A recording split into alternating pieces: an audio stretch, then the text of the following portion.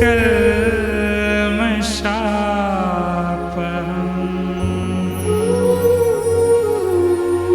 श्रवणमङ्गलम्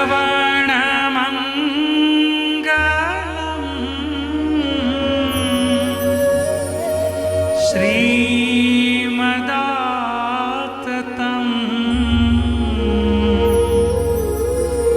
भुवि गृह्णन्ति ते भूरिदा जना।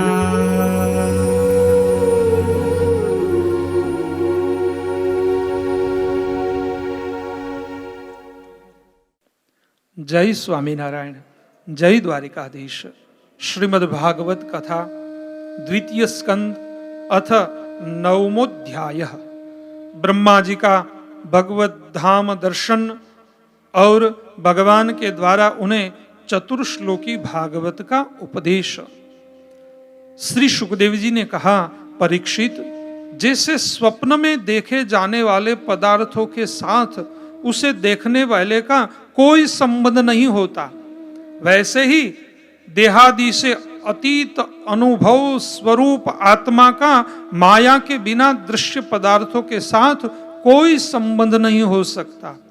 विविध रूप वाली माया के कारण वह विविध रूप वाला प्रतीत होता है और जब उसके गुणों में रम जाता है तब यह मैं हूं, यह मेरा है, इस प्रकार मानने लगता है। किंतु जब यह गुणों को क्षुब्ध करने वाले काल और मोह उत्पन्न करने वाली माया इन दोनों से परे अपने अनंत स्वरूप में मोह रहित होकर रमण करने लगता है, आत्मा राम हो जाता है, तब यह मेरा है का भाव छोड़कर पूर्ण उदासीन गुणातीत हो जाता है। ब्रह्मा जी की निष्कपट तपस्या से प्रसन्न होकर भगवान ने उन्हें अपने रूप का दर्शन कराया और आत्म तत्व के ज्ञान के लिए उन्हें परम सत्य परमार्थ वस्तु का उपदेश किया। वही बात मैं तुम्हें सुनाता हूं।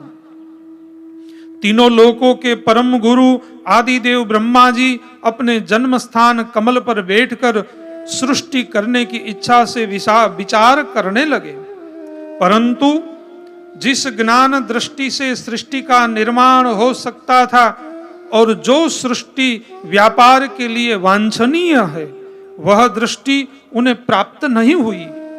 एक दिन वे यही चिंता कर रहे थे कि प्रलय के समुद्र में उन्होंने व्यंजनों के 16वें एवं 21वें अक्षर त तथा प को तप तप तप करो इस प्रकार 2 बार सुना।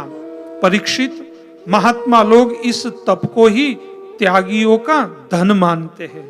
यह सुनकर ब्रह्मा जी ने वक्ता को देखने की इच्छा से चारों ओर देखा, परंतु वहां दूसरा कोई दिखाई न पड़ा।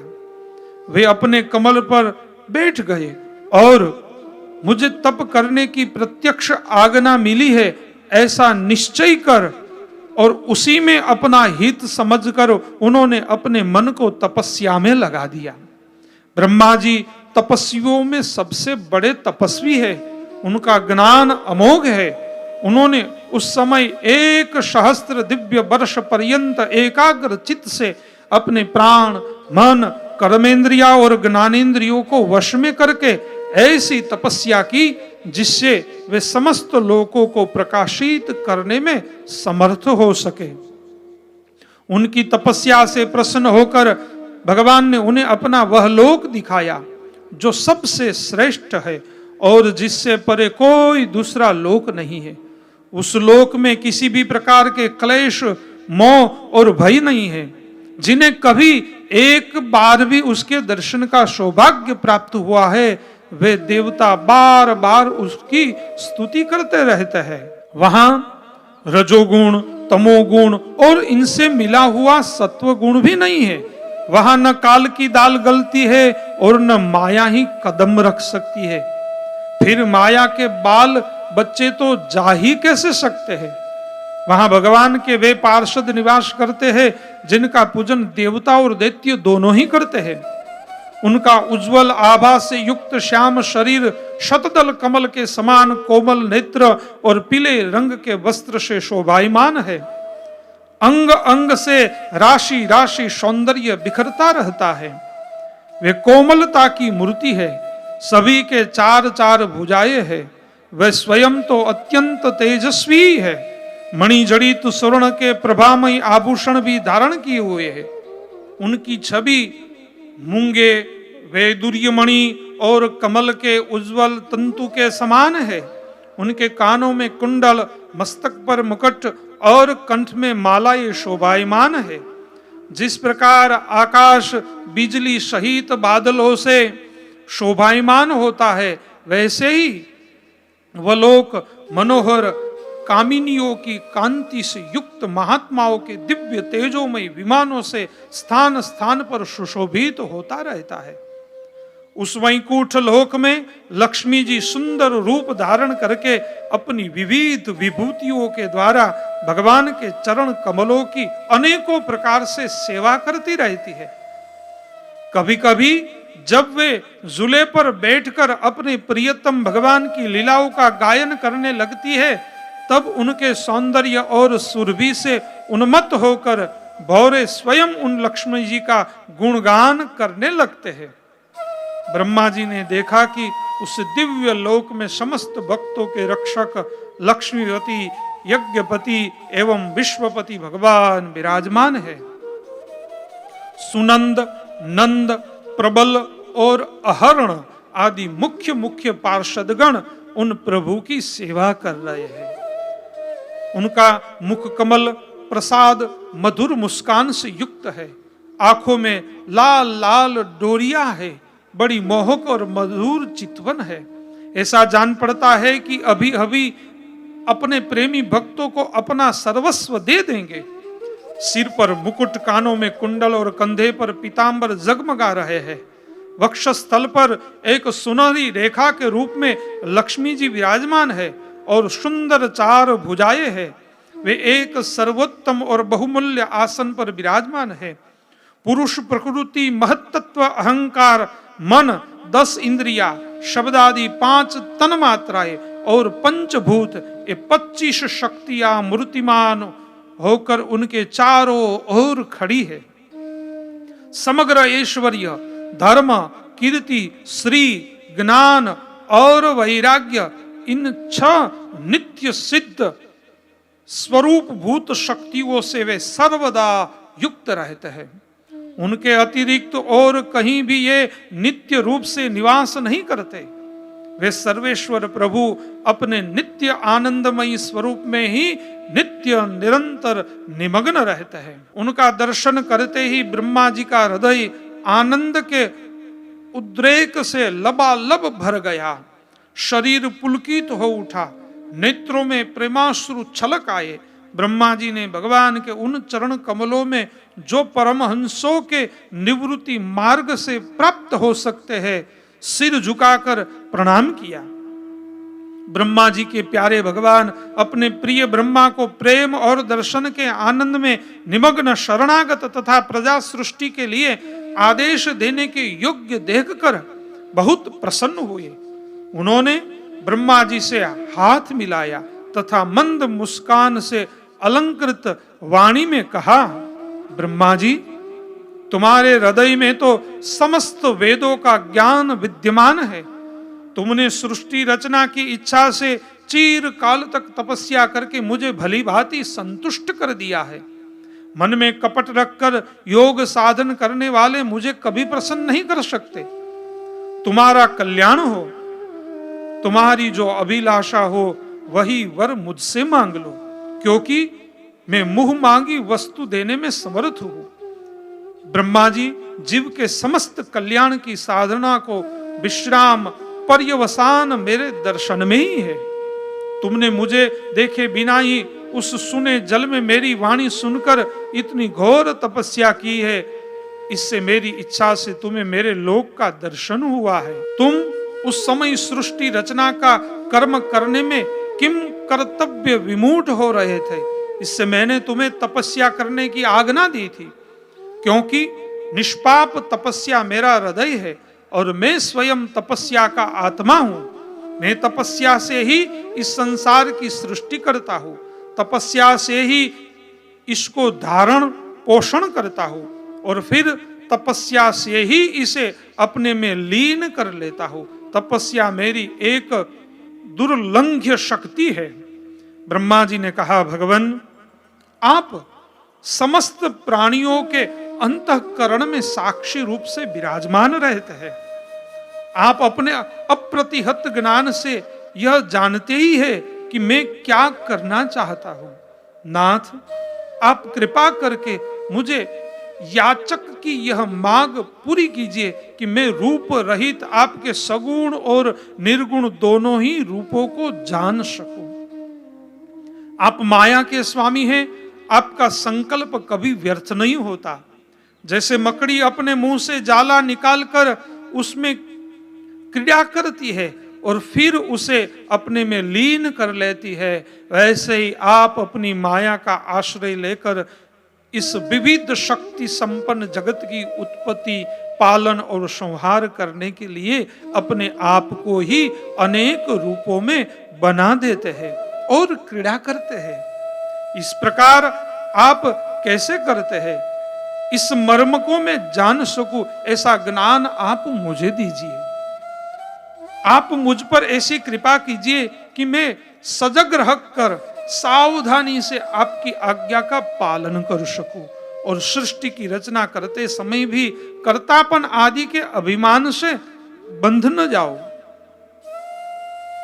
प्रभु, आपने एक मित्र के समान हाथ पकड़कर मुझे अपना मित्र स्वीकार किया है, अतः जब मैं आपकी इस सेवा सृष्टि रचना में लगूं और सावधानी से पूर्व सृष्टि के गुण कर्मानुसार जीवों का विभाजन करने लगूं, तब कहीं अपने को जन्म कर्म से स्वतंत्र मानकर प्रबल अभिमान न कर बैठूं।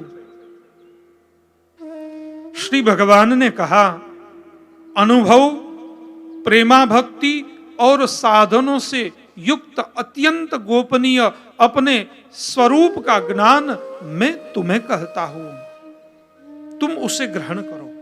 मेरा जितना विस्तार है, मेरा जो लक्षण है, मेरे जितने और जैसे रूप गुण और लीलाएं है, मेरी कृपा से तुम उनका तत्व ठीक ठीक वैसा ही अनुभव करो।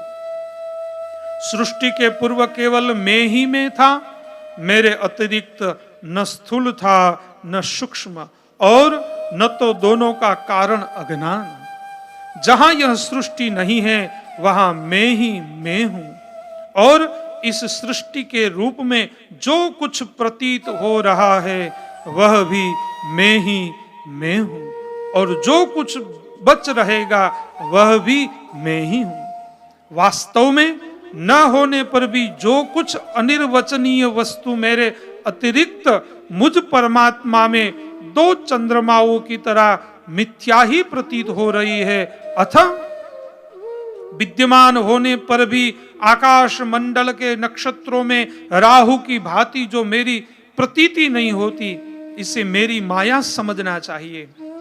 जैसे प्राणियों के पंचभूत रचित छोटे बड़े शरीरों में आकाश आदि पंच महाभूत उन शरीरों के कार्य रूप से निर्मित होने के कारण प्रवेश करते भी है और पहले से ही उन स्थानों और रूपों में कारण रूप से विद्यमान रहने के कारण प्रवेश नहीं भी करते, वैसे ही उन प्राणियों के शरीर की दृष्टि से मैं उनमें आत्मा के रूप में प्रवेश किए हुए हूं और आत्मदृष्टि से अपने अतिरिक्त और कोई वस्तु न होने के कारण उनमें प्रविष्ट नहीं भी हूं।